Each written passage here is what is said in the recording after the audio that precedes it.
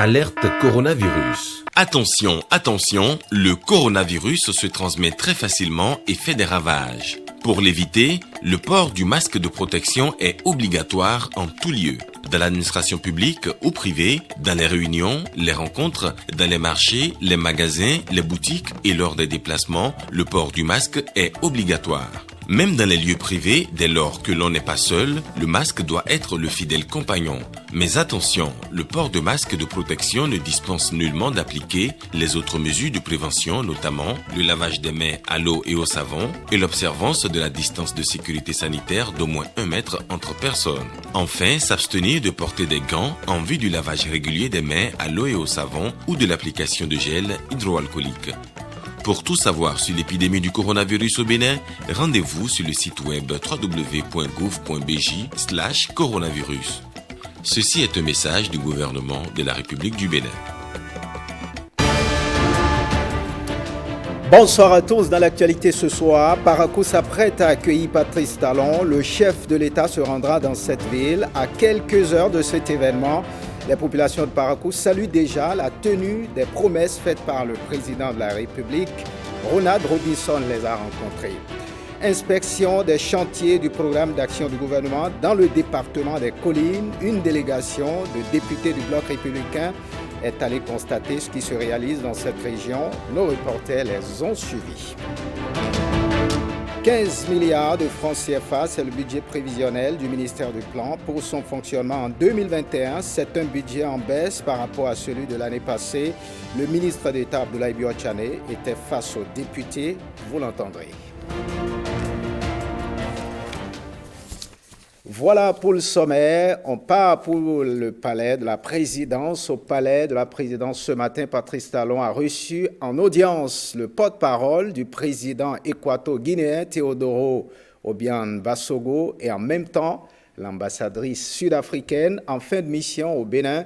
Suivez les deux personnalités au thème des échanges avec le chef de l'État. I came here to bid farewell to the head of state and to his government as I exit. Je suis venu dire au revoir au président et au gouvernement après plus de 4 ans de service au Bénin en tant qu'ambassadeur. We strengthened the relations between our two countries in sharing. Ici au Bénin, nous sommes parvenus à renforcer les liens entre les deux pays. Nous avons travaillé pour plus de coopération entre le Bénin et l'Afrique du Sud. Done quite a lot in enhancing the relations between our two countries. Nos relations sont très cordiales et vont continuer de l'être. The relationship is good, cordial and warm, fraternal. Il s'agit d'un message de consultation mutuelle, surtout dans le cadre du renforcement des relations d'amitié et de coopération, surtout au niveau commercial. Vous savez que l'Union africaine vient d'adopter l'accord de libre-échange continental. Nous pensons que le pays africain doit profiter de cet accord pour investir dans notre pays respectif. L'accord va permettre la création d'emplois pour les jeunes et pour les femmes. C'est pour ça que le président de la République de Guinée équatoriale, le président Obiang Bassogo, a cru nécessaire le renforcement de la coopération sud-sud, surtout entre Guinée équatoriale et Bénin, pour l'échange commercial entre les deux pays respectifs. C'est ça le sujet des messages. Marquons à présent un arrêt à Parakou pratiquement 4 ans après sa visite chargée de promesses pour la ville de Parakou. Le chef de l'État, Patrice Talon, s'apprête à revisiter la cité des Koboro. À quelques heures de cet événement, les populations de Parakou saluent déjà la tenue des promesses faites par le chef de l'État. Ronald Robinson et Alessissa Sogba nous font le point. Regardez. C'est donc pour moi, en tant que président que vous avez choisi, une occasion rare de vous exprimer combien j'ai envie, comme je désire, marquer Parakou à l'occasion de mon mandat. Pour ma part, je reste convaincu que Dieu nous accordera longue vie et bonne santé, de sorte qu'en 2021, nous puissions faire le bilan et nous allons pouvoir constater que nous aurions fait l'essentiel de ce que nous avons dit. 4 ans après ce moment fort d'échange et de partage entre le chef de l'État Patrice Guillaume Athanas Talon et ses concitoyens de la cité des Koboro, l'heure est-elle déjà au bilan? En tout cas, le président de la République est annoncé à Parakou où il vient toucher du doigt les réalisations du programme d'action du gouvernement. Les grands chantiers en cours d'accomplissement pour desservir les populations de Parakou rencontrent leur assentiment. Le 11 novembre 2016, le chef de l'État était à la salle des fêtes de la mairie de Parakou où il nous annonçait vraiment beaucoup de choses à Parakou. Et en même temps, il nous demandait de serrer la ceinture. Je vois que le peuple béninois a serré la ceinture. Et en serrant la ceinture, c'est la résistance que nous voyons là à Parakou par exemple, avec ce projet Alphatage. Vers ce Gama là, j'ai vu il y a un peu de changement là. Un grand marché pour Parakou, c'est bon. J'encourage s'il continue comme ça, s'il continue normal, et de faire ça dans les autres quartiers aussi, comme quartier Kperouguera aussi, pour que ça rentre dans l'asphaltage là normalement. Le chef de l'État Patrice Talon a tenu ses promesses, se réjouit fièrement d'Ame Dorcas. Comme nombre de citoyens de Parakou, elle lui accorde son satisfecit. Vous voyez la voie, par exemple la voie sur laquelle on est, et vraiment on est très content de voir la voie bien. Tout est joli, clair dans la nuit et puis bon, il a tenu à sa promesse quand même. Moi je suis d'abord contente du fait qu'il a tenu à sa promesse. Il y avait un peu de trous partout et puis bon, à Zongo ici par exemple, il n'y avait pas la voie. Mais aujourd'hui, chacun circule bien quoi. Moi je lui souhaite d'abord une longue vie, beaucoup de patience et que Dieu l'assiste. Son arrivée fait du bien pour nous dans le pays hein. Et on souhaite qu'il revienne encore une deuxième fois. C'est ce que moi je souhaite pour lui. C'est Dieu qui donne. Si par la grâce de Dieu, il revient, nous prions qu'il fasse encore de plus mieux. Dire non qu'il n'a pas fait dans mon quartier, c'est être ingrat. Le reste, on n'est pas 100% bon. Aucun être dans la vie n'est 100% bon. Il a fait de son mieux. Que Dieu fasse qu'il fasse encore plus mieux que ce que nous venons de voir dans notre quartier, dans toute la ville de Parakou. C'est mon souhait ça. Avec le temps que nous vivons, ce n'est pas facile d'avancer. Nous-mêmes, nous savons tout ce qui se passe dans le monde. Surtout avec cette vilaine maladie qui entraîne beaucoup de personnes à la mort. Ce n'est pas facile. Mais pour le moment, nous remercions pour tout ce qu'il a fait. Que Dieu nous donne tous une longue vie. Voilà le marché de Guéma qui veut se réaliser. Voilà nos voies promis pour son 8 km dans la ville de Parakou. Ce n'est qu'un début. C'est très important. Banikani, Zongo, Transa, Albarika, Guéma, Ganou sont entre autres quelques quartiers de la ville de Parakou qui seront également impactés par la très attendue seconde phase du projet Asphaltage. Outre le projet Asphaltage qui commence littéralement à changer le visage de la cité des Koboro, d'autres grandes réalisations du gouvernement retiennent également l'attention de quelques citoyens de Parakou. Ils sont ici au micro de Ronald Robinson et Alexis Assoba. Parakou a eu l'asphaltage. Parakou a eu, dans le domaine de l'eau, de grandes extensions. Et il en reste encore une seconde phase d'extension. Plus de kilomètres que ce qui a eu lieu. Donc moi, sincèrement, je lui tire chapeau et je veux qu'il vienne constater ce qu'il a fait dans Parakou. Parakou a de l'eau maintenant suffisamment, abondamment de l'eau partout. Je peux dire en ce qui concerne l'eau, la première phase est terminée. La première phase avait pris les grandes routes.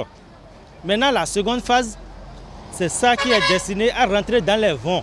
Parce que pour la première phase, on avait pris les grandes routes pour pouvoir mettre les tuyaux. Cette deuxième phase prendra en compte chaque quartier et chaque vent dans les quartiers. En ce qui concerne le marché de Guéma, oui, j'ai vu, il y a déjà les travaux qui ont commencé. Donc je ne suis pas rentré à l'intérieur pour voir comment ça se passe, mais en passant, j'ai constaté quand même qu'il y a quelque chose qui veut naître là. C'est une bonne initiative. Si nous pouvons l'aider à revenir pour pouvoir pérenniser ce qu'il a commencé. La ville de Parakou a beaucoup changé. Bon, je n'ai pas encore mis pied à Cotonou et dans les autres villes pour voir telle est la situation quand même. Mais j'ai apprécié la situation de Parakou. Il y a un marché vers Guéma là-bas qui est en construction. Bon, bientôt je vois que la ville sera un peu plus belle que ça. Soneb à Banikani, j'ai vu que la maison là a été bien arrangée. C'est bien propre maintenant. Et il n'y a plus de coupure d'eau à Parakou comme ça. Aussi vers Ganon, il y a un château qui est bien construit. Zongo aussi, c'est bien aménagé. Je vois qu'il y a assez de changements. Juste à l'électricité aussi, on voit que ça va, il n'y a plus de coupure intempestive comme dans le temps passé. Tel qu'il est en train de faire, c'est bien. J'ai apprécié que ça soit continuel. Autre actualité ce soir, 15 milliards de francs CFA, c'est le budget prévisionnel du ministère du Plan pour son fonctionnement en 2021. C'est un budget en baisse par rapport à celui de l'année passée. Le ministre d'État Abdoulaye Biotchane était face aux députés hier au palais des gouverneurs où il a expliqué les raisons d'une telle situation. On le suit. C'est un ministère transversal dont les activités portent essentiellement sur la planification, la mobilisation des ressources, la collecte des données statistiques, l'organisation de ces données-là, le suivi des projets de l'État et surtout comment ces projets et ces programmes sont arrimés aux objectifs de développement durable des Nations Unies. Le budget que nous présentons, qui s'élève globalement autour de 13 milliards pour ce ministère, est en baisse, mais il est surtout en baisse parce que certains des projets que nous conduisons arrivent à leur terme. Le budget de fonctionnement est relativement constant et donc nous avons les moyens de fonctionnement de ce ministère-là qui nous seront assurés par l'État. Pour le reste, il s'agit de projets et surtout d'un projet nouveau que nous allons entamer en 2021, qui est le projet SOED, qui concerne essentiellement l'autonomisation des femmes. C'est un des plus grands projets de l'État pour l'année prochaine. Il va concerner donc comment l'État veut aider nos femmes béninoises à être plus autonomes et à s'attaquer à un certain nombre de considérations qui sont liées à la problématique du genre. Oui, les députés ont eu pas mal de préoccupations, d'abord sur les missions du ministère, sur la pertinence de ce budget. Ils étaient inquiets que le budget soit en baisse. Nous les avons rassurés que ce budget est suffisant, même s'il est en baisse, parce que le budget de fonctionnement qui donne les moyens de fonctionnement au ministère, lui va rester constant.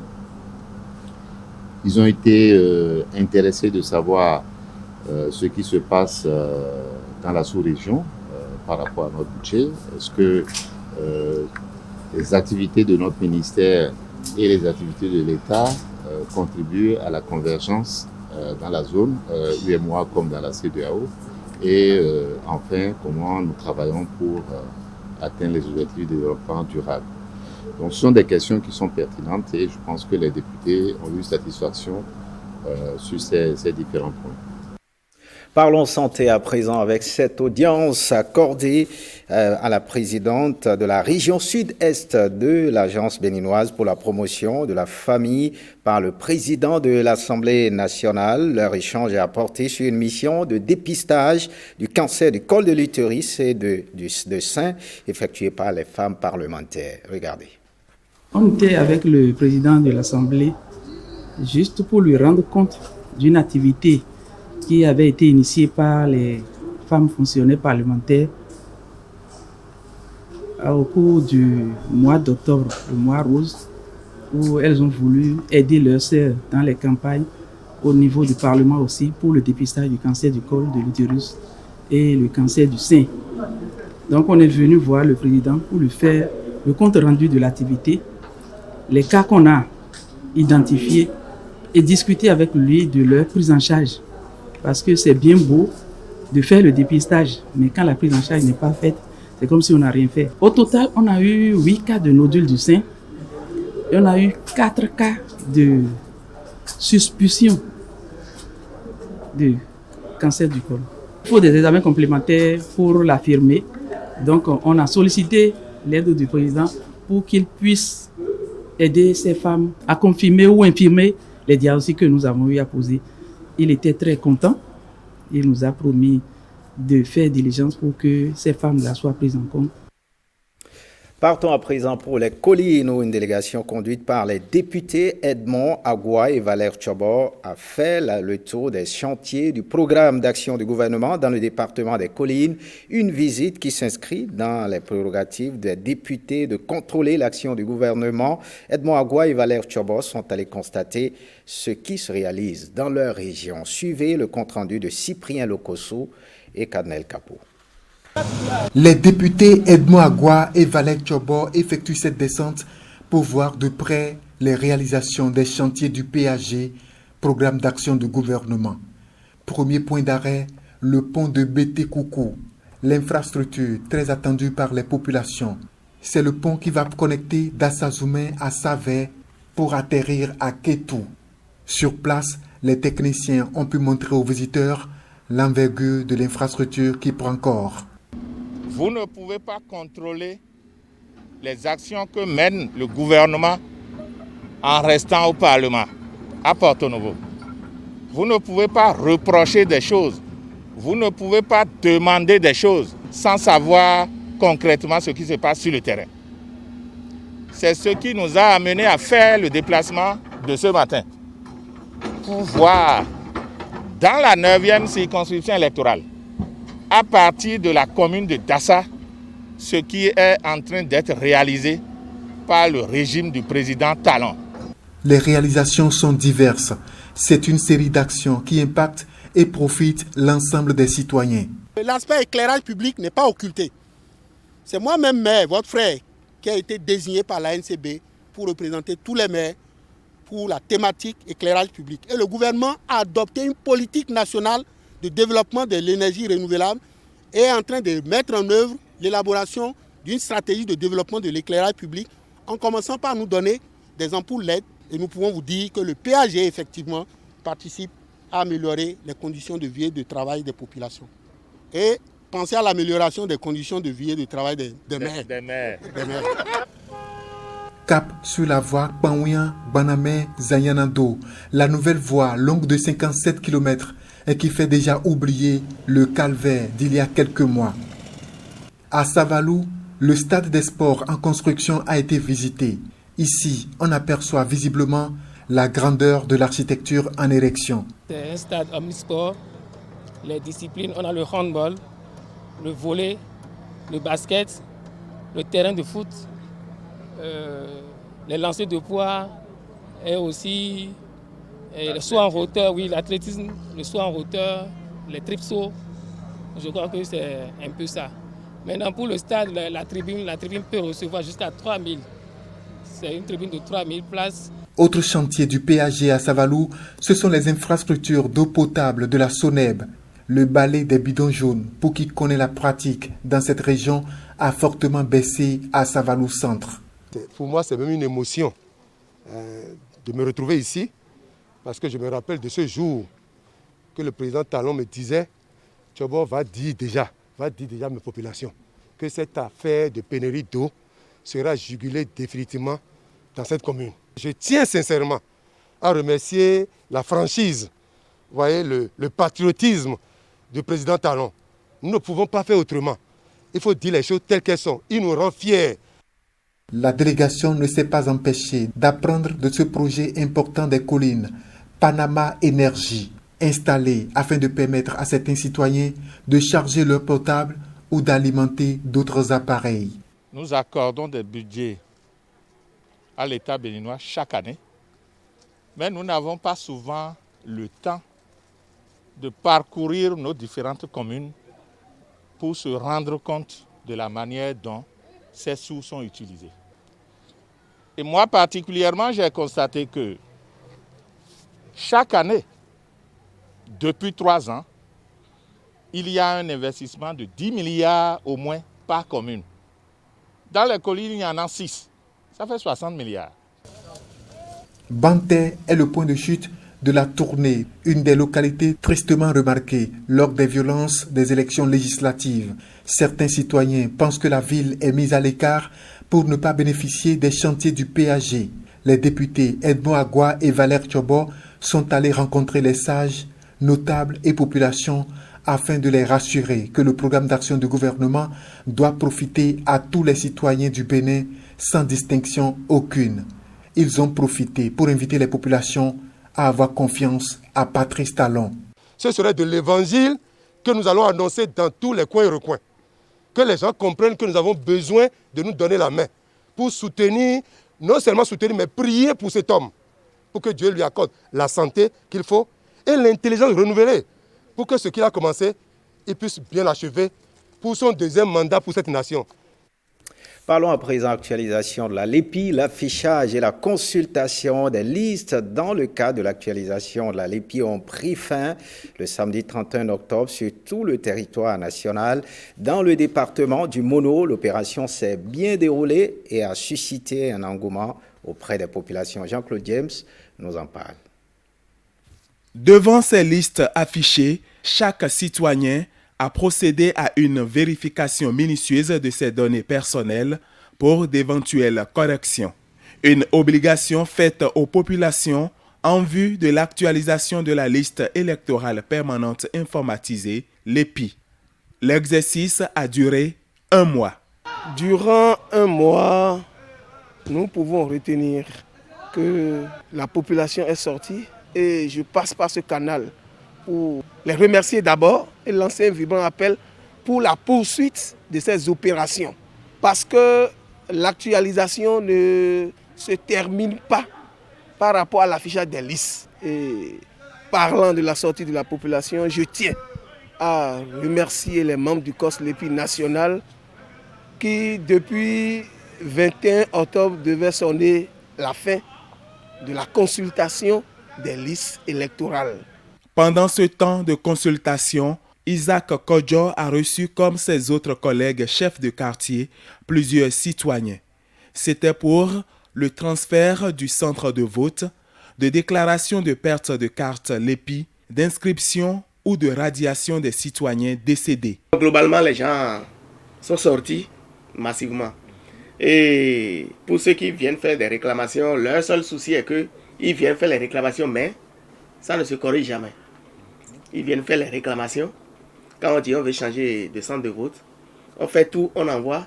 Mais quand ça vient là, c'est toujours l'ancien centre de vote. Et les gens ont ce souci-là, ils ont dit, est-ce que ça là, ça va marcher? J'ai dit, il faut toujours le faire. Quand on dit de le faire, il faut le faire. On a des parents ou bien des électeurs du quartier qui sont décédés. On nous a dit d'enlever ceux-là de la liste électorale. D'enlever ceux-là de la liste électorale. Bon, le seul souci que nous avons encore maintenant est que, on a dit, avant d'enlever quelqu'un sur la liste électorale, il faut avoir son certificat de décès. Nos parents ici ne prennent pas ça très souvent. Parlant de l'inscription, elle concerne spécialement les jeunes qui ont atteint l'âge de voter. Lorsque les opérateurs qui seront là, leurs données sont déjà dans la base de données, on va faire sortir, on va les délivrer des cartes comme tout autre, parce qu'ils sont en âge de voter. Et je passe par votre canal pour lancer un vibrant appel à la population de continuer à aller chez les CV, les sécu, pour une actualisation consensuelle et fiable. Une étape prend fin, mais le processus se poursuit et va donner lieu à une collaboration des chefs de quartier ou de village avec les ATA, agents techniques d'actualisation d'arrondissement. À terme, il est attendu une liste pour la présidentielle de 2021. Et cette installation à la Cour d'appel de Cotonou qui a refusé du monde non pas seulement compte tenu de la distanciation sociale respectée pour le coronavirus Covid-19, mais surtout à cause du nombre de personnes venues assister à un événement. Le rehaussement total d'un homme entre-temps radié de la fonction publique, mais depuis quelque temps déjà réhabilité, Justin Gbenametor, pour le nommer, vient d'être installé comme président de la Cour d'appel de Cotonou devant collègues, parents, amis et alliés ce mercredi 11 novembre 2020.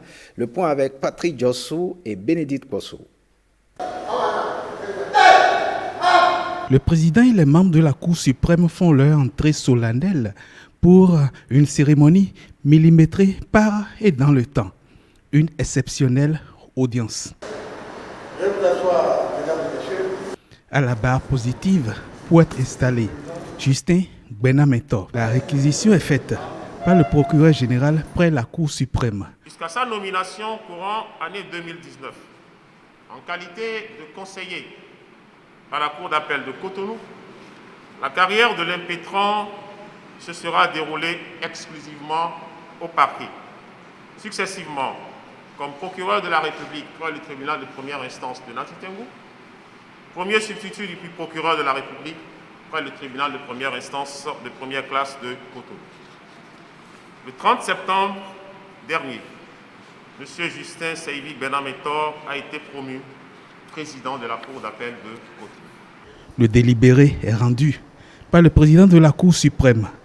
C'est donc un magistrat pétri d'une riche expérience de juge de terrain, connaisseur de beaucoup de localités de notre pays, ainsi que de leurs réalités, que je m'apprête à installer dans quelques instants.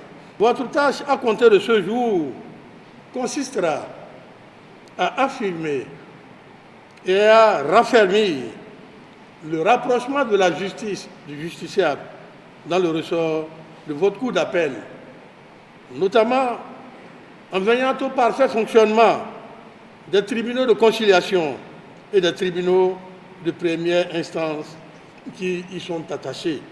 10h30, juste une trentaine de minutes d'audience solennelle et le respect des mesures barrières contre le coronavirus Covid-19 a prescrit le port de masques cache-nez et proscrit les accolades et poignées de main en fin de cérémonie. Le nouveau président de la Cour d'appel de Cotonou revient s'entretenir avec la presse. Nous devons œuvrer pour que chaque citoyen fasse confiance à la justice de son pays.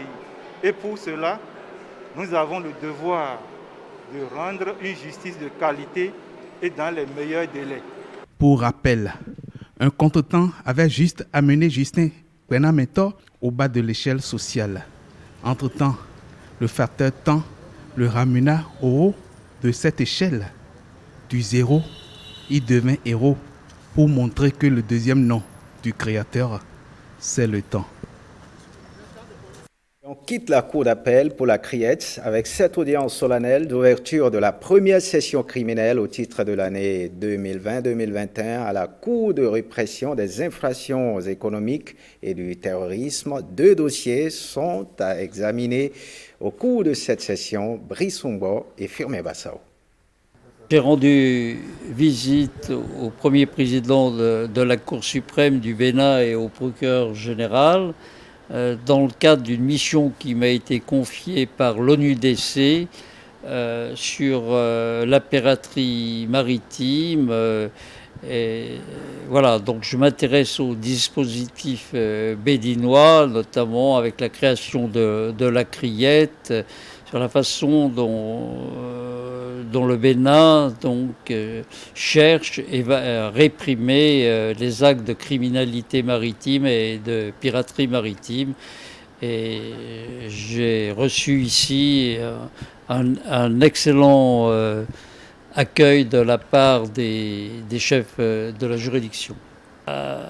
Il m'a reçu d'une façon sympathique, confiante. De toute façon, la Cour suprême du Bénin a depuis très longtemps des relations avec la Cour de cassation française dont je suis issu, puisque jusqu'à 3-4 ans, j'étais avocat général à la chambre criminelle de la Cour de cassation. Voilà, c'était donc à la Cour suprême avec cette audience au sujet de la piraterie maritime. Et puis on passe présent à la lutte contre la corruption au Bénin. Social Watch forme les magistrats sur la gestion des capitaux et la répression des infractions sous-jacentes. Il est question de combattre la corruption sous toutes ses formes grâce à un système judiciaire efficace et efficient. Regardez. Cette formation est axée sous le thème blanchiment des capitaux et les infractions sous-jacentes ainsi que les techniques d'enquête et les poursuites pénales. Elle vise à outiller les magistrats sur leurs capacités en vue des poursuites et condamnations de blanchiment des capitaux et infractions sous-jacentes ainsi que des mesures de confiscation des actifs criminels.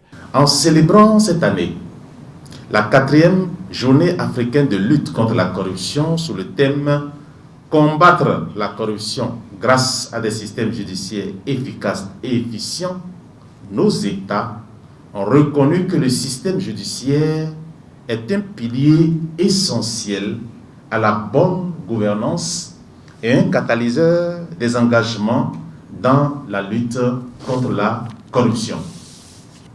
Les menaces que font peser le blanchiment des capitaux sur la croissance économique, la justice sociale et la sécurité publique de notre pays appellent d'une part un renforcement adéquat des ressources du système judiciaire et d'autre part une collaboration étroite entre les professionnels de la justice et les acteurs de la lutte contre la corruption afin de contenir les effets de ce phénomène. Une initiative soutenue par le ministère de la Justice vu sa pertinence. La Convention des Nations Unies contre la corruption recommande à chaque État partie d'établir, de développer et d'améliorer dans la mesure de ses moyens des programmes de formation spécifiques à l'intention des acteurs chargés de prévenir et de réprimer la corruption. Le ministère de la Justice se félicite de l'accompagnement des partenaires techniques et financiers, en l'occurrence l'Union européenne, à travers un partenariat avec Transparency International et Social Watch Bénin, vu la responsabilité qui est celle des acteurs de la justice dans l'aboutissement des efforts de lutte contre la corruption que mène sans relâche notre pays, je puis compter sur votre participation active et assidue à ce rendez-vous du donner et du recevoir. Social Watch Bénin s'engage ainsi à combattre la corruption sous toutes ses formes. Un tour dans nos casernes, l'armée béninoise, le renforcement de l'armée béninoise est une priorité du ministère en charge de la Défense nationale qui a officiellement lancé la 2e phase du concours de recrutement militaire au profit de l'armée béninoise. La phase écrite du dit concours a réuni 4 565 candidats au CG Sainte-Rita ce week-end. Le point avec Robert Copeydor. C'est une opération de contingent de 500 militaires à recruter qui rassemble ici ces citoyens béninois. Pour le compte de la phase écrite de ce concours de recrutement militaire, 4 565 candidats ont composé en dictée et éducation civique. Les 500 meilleurs seront retenus à l'issue de cette phase et vont rejoindre leurs compères de la première phase. La rigueur et la transparence qui caractérisent l'organisation de ce recrutement sont mises en exergue par le ministre en charge de la Défense nationale. Le rôle essentiel de l'armée, c'est de défendre le pays, de défendre les frontières, de défendre l'intégrité territoriale. C'est pour cela que nous ne permettons pas un recrutement fantaisiste. Il n'y a pas de laisser-aller, il n'y a pas de passe-droit. Nous sortirons au bout du processus que les meilleurs. Ils ont été meilleurs, ceux-ci, ils ont été meilleurs au sport. Sur 13 800 candidats, 4 565 on peut valider la phase sportive. À l'issue de l'étape que nous sommes en train de lancer aujourd'hui, c'est-à-dire la phase écrite, 500 seulement seront appelés à aller devant le médecin pour faire la visite médicale. Les admis à ce concours vont intégrer la garde nationale, une nouvelle spécialité créée au sein de l'armée béninoise pour compléter les forces déjà existantes, notamment l'armée de terre, la marine nationale et l'armée de l'air. Il faut bien du personnel pour armer cette nouvelle armée qu'est la garde nationale. Et ce contingent que nous sommes en train de recruter va faire partie des premiers éléments pour armer la nouvelle armée. C'est le deuxième contingent qui est en train d'être recruté. L'objectif, c'est de recruter les meilleurs. Il n'y a plus de cousins, il n'y a plus de neveux qu'on fait rentrer dans l'armée parce qu'ils ont des problèmes sociaux, parce qu'ils ne respectent pas leurs parents à la maison. Non. L'armée, c'est le creuset de l'excellence dorénavant. C'est dans cet esprit-là que les autorités politiques de notre pays ont décidé de faire ce recrutement avec le maximum de rigueur. Au-delà de sa fonction régalienne, ce nouveau corps de l'armée aura également pour tâche de contribuer à la défense des intérêts économiques et à la sécurité des Béninois. Et on part pour Boycon. Les chargeurs manutentionnaires, opérateurs de pesée, transporteurs et autres acteurs portuaires sont en formation à Boycon. Ils s'imprègnent des nouvelles mesures apportées à la Convention SOLAS qui recommande la bonne déclaration des poids des conteneurs dans les navires. C'est le directeur du CNCB par intérim qui a ouvert les travaux de l'atelier. Cyprien Locosso nous en parle. L'idée de cette formation est née d'un constat qui crée des préjudices. Certains acteurs de la chaîne portuaire donnent de fausses déclarations du poids des conteneurs dans les navires, occasionnant des naufrages en haute mer. Les réformes de la Convention SOLAS mettent fin à cette mauvaise pratique. Le Conseil national des chargeurs du Bénin a réuni les différents acteurs afin de les mettre au même niveau d'information. La mise en œuvre du plan de travail annuel 2020 de l'Office conduit donc à l'organisation du présent séminaire ayant pour thème la masse brute vérifiée, entre parenthèses VGM, fondement, responsabilité du chargeur et mise en œuvre au port de Cotonou. Vous aurez l'occasion d'échanger et de partager mutuellement vos connaissances, vous et l'animateur. La vision du président de la République, son Excellence, M. Patrice Talon, est de faire du Bénin une véritable plateforme de services logistiques et d'exportation. Au cours de cette formation, les différents acteurs vont mieux cerner les objectifs de la réforme de la Convention SOLAS, comprendre les notions de la VGM et surtout les responsabilités du chargeur de conteneurs et les sanctions en cas de manquement. La ville de Boycon qui accueille cet atelier n'est pas un choix de hasard. Boycon est une zone, une ville carrefour, d'où partent beaucoup de marchandises à l'export, notamment le bois et autres produits nationaux d'exportation. Cette rencontre d'échange sera aussi l'occasion d'écouter les différents acteurs pour une meilleure application des tests. Le Hacker Lab, le challenge pour la sécurisation du cyberespace béninois, et à sa 3e édition, les 25 équipes retenues pour la phase finale compétissent à Cotonou. Seules 3 équipes seront retenues au bout des 48 heures que durera la compétition. Le reportage du lancement avec Gisèle Adimi et Calvador Amanou. 25 groupes de jeunes gens en compétition pour faire valoir leur talent en cybersécurité. Pendant 48 heures d'horloge, ils seront soumis à d'intenses épreuves mettant en exergue l'exploitation de systèmes, l'exploitation web, l'ingénierie inverse et l'analyse forensique. Le challenge est de taille et les ambitions de l'Agence nationale de la sécurité des systèmes d'information ANSSI, initiatrice du Hacker Lab, ne sont pas des moindres. L'idée pour nous dans ce challenge, c'est vraiment de détecter les talents. On a des gens dans notre pays, des jeunes dans notre pays qui finalement, sans forcément avoir eu un creuset particulier, ont développé un talent, ont développé des aptitudes dans résoudre toutes les problématiques liées à la cybersécurité. Et ça, c'est des pépites en fait qu'on s'est juré, qu'on s'est promis en tout cas, de réussir à détecter tous les ans et de pouvoir injecter, n'est-ce pas, dans l'industrie de la cybersécurité. Le Hacker Lab est à sa 3e édition. Tant pour les partenaires de l'ANSSI que pour les concurrents, le jeu vaut véritablement la chandelle. Au-delà d'un engagement, pour nous, c'est un devoir en tant qu'acteur majeur de la digitalisation et d'être présent et de soutenir un tel événement. À l'ère du tout numérique, surtout avec la Covid où on sait qu'on est obligé de travailler à distance, où on fait des achats à distance, en ligne, c'est important pour nous. On est convaincus qu'il faut optimiser et investir dans la cybersécurité. Le domaine de la sécurité informatique est assez vaste. Je pense qu'il y a assez de choses à savoir et bon, comme souvent les femmes ne participent pas à ces trucs et que nous avons maintenant l'opportunité de pouvoir faire la même chose que les hommes. Bon, je suis un peu motivée et puis j'aimerais acquérir plus de connaissances en la matière. J'ai retenu que rien n'est joué d'avance. C'est une fois dans le vif du sujet que l'on se découvre, que l'on se sent obligé de se réinventer, d'aller chercher de nouvelles ressources pour résoudre des casse-têtes auxquels on n'a jamais été confronté préalablement. Donc vraiment, il faut vraiment se tuer à la tâche et voir ce qu'on peut faire. Dans notre tête, on se pense suffisamment bon, mais dès qu'on se jette, on se rend compte de la chose, on se rend compte qu'on a beaucoup à apprendre et réellement on apprend beaucoup, sincèrement. Surtout ce qu'on fait ici, c'est à peine 40% de ce qu'on connaissait déjà, puis 60% de ce qu'on apprend à faire sur place et qu'on réussit sur place.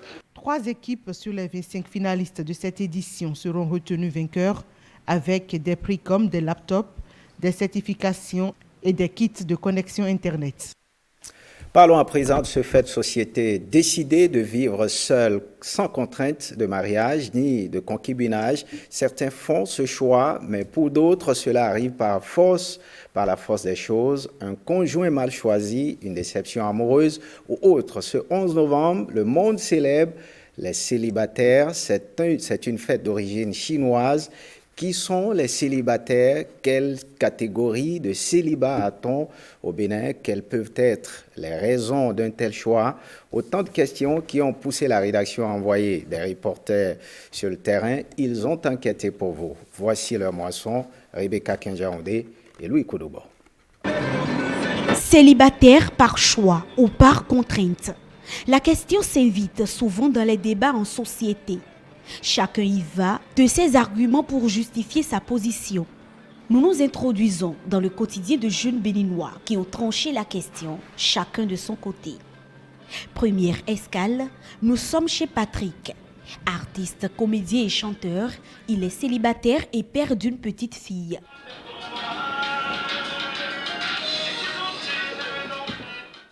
Célibataire par contrainte, Patrick nous confie qu'il est heureux. Parce que des fois, on ne me pose pas des questions. Tu t'es où? Tu as fait quoi? Voilà. Heureux peut-être, mais Patrick a souvent des moments de solitude. Vous savez, il y a parfois où le célibataire, il regrette de ne pas être marié parce qu'il y a des invitations, on t'invite, tu y vas, mais seul.